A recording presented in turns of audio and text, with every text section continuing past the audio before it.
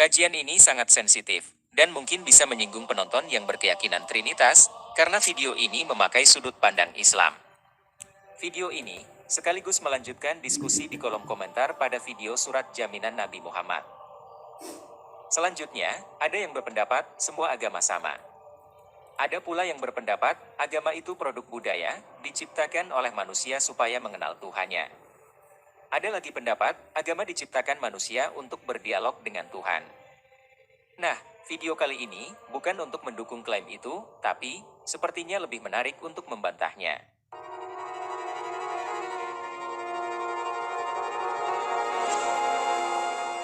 Ada banyak ayat dalam Al-Quran yang mengatakan, karena semua agama buatan Tuhan, maka pada akhirnya, Tuhan sendirilah yang nanti di hari kiamat akan menentukan siapa yang akan selamat, bukan sekarang, dan bukan manusia yang menentukan. Pendapat ini didasarkan atas surat Al-Hajj ayat 17.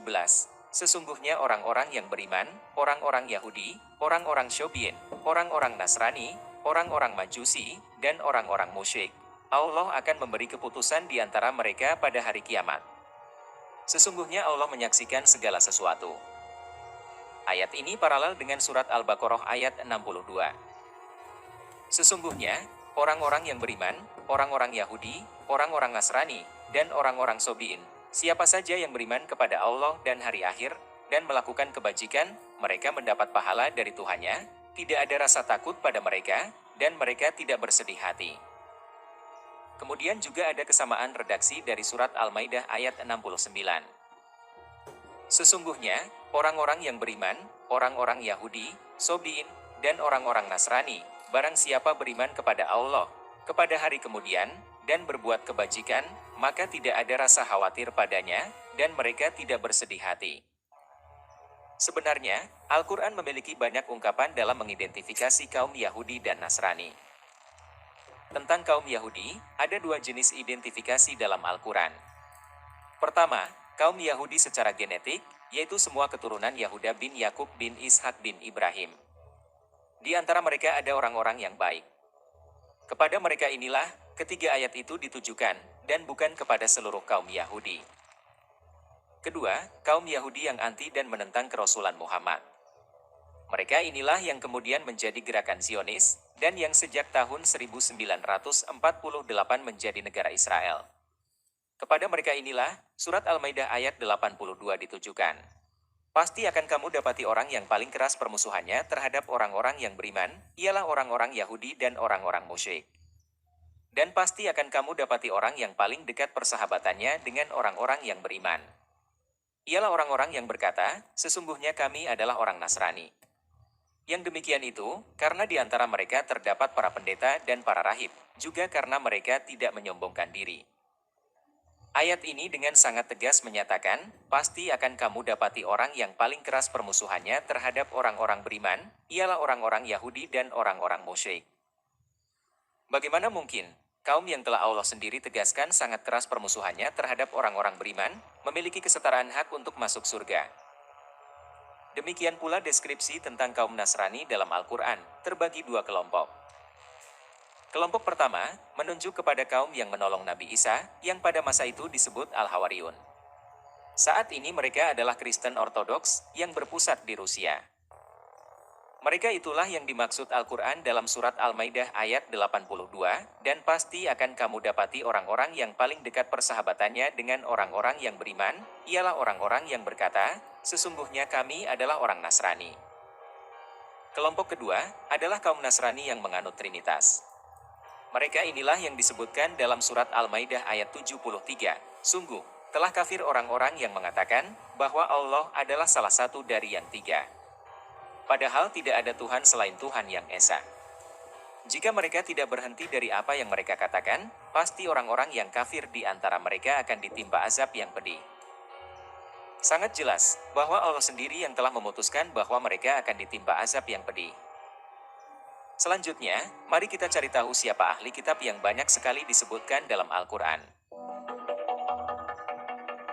Istilah ini ditemukan dalam 9 surat, dan disebut sebanyak 31 kali. Dalam surat Ali Imran ayat 199 disebutkan, bahwa di antara ahli kitab, ada orang-orang yang beriman.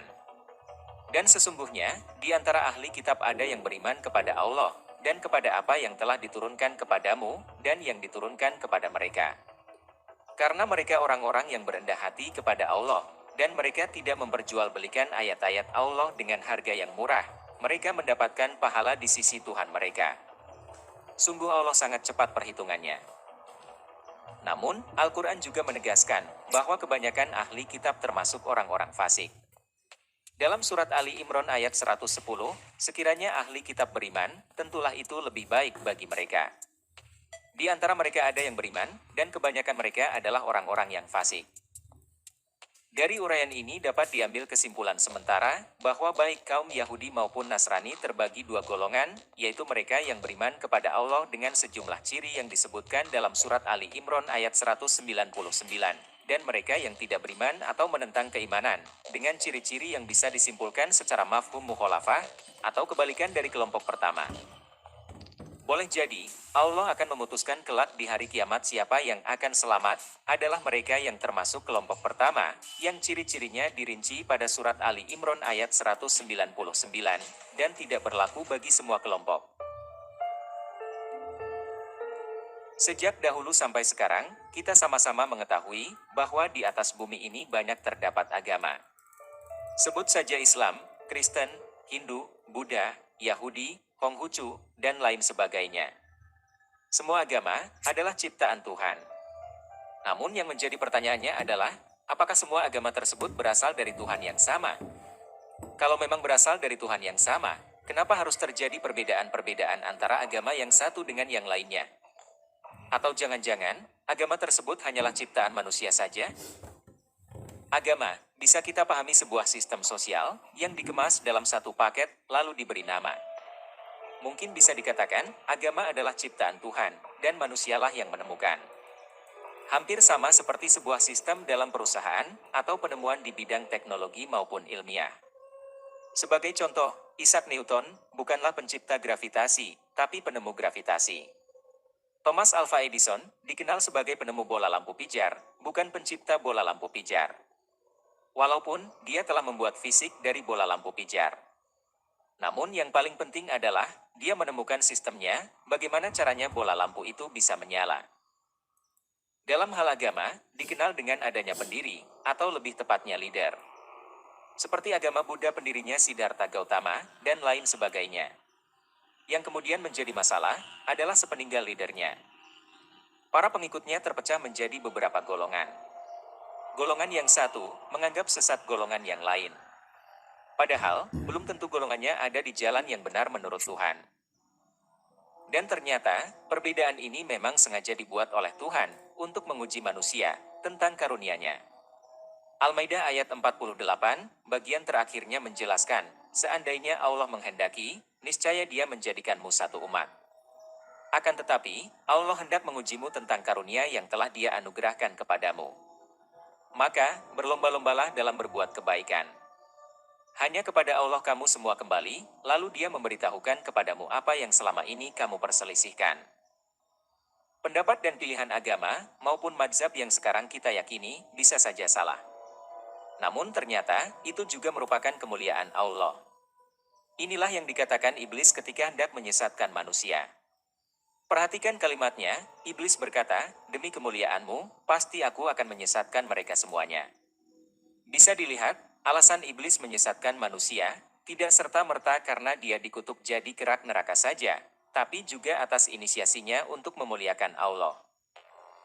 Dan karena kita sama-sama tidak tahu mana yang benar menurut pandangan Allah, hanya yakin benar menurut pandangan sendiri atau pandangan gurunya, maka, ada golongan yang memilih mengambil sikap plural. Pluralisme agama adalah sebuah konsep yang mempunyai makna luas, berkaitan dengan penerimaan terhadap agama-agama yang berbeda, dan dipergunakan dalam cara yang berbeda pula. Pluralisme agama, sebagai sinonim bagi pluralisme kebenaran, kadang juga sinonim bagi toleransi beragama, adalah sebuah pandangan dunia yang menyatakan bahwa agama seseorang bukanlah sumber satu-satunya yang eksklusif bagi kebenaran. Dan dengan demikian, di dalam agama-agama lain pun dapat ditemukan, setidak-tidaknya, suatu kebenaran dan nilai-nilai yang benar. Namun, anggapan bahwa semua agama adalah sama, akan bertentangan dengan fakta historis maupun fakta empiris hari ini. Bahkan, dua orang Islam yang sama-sama Sunni memiliki pandangan yang berbeda mendefinisikan agamanya. Kemungkinan semua agama awalnya sama. Namun kemudian, manusia sendirilah yang membuatnya berbeda.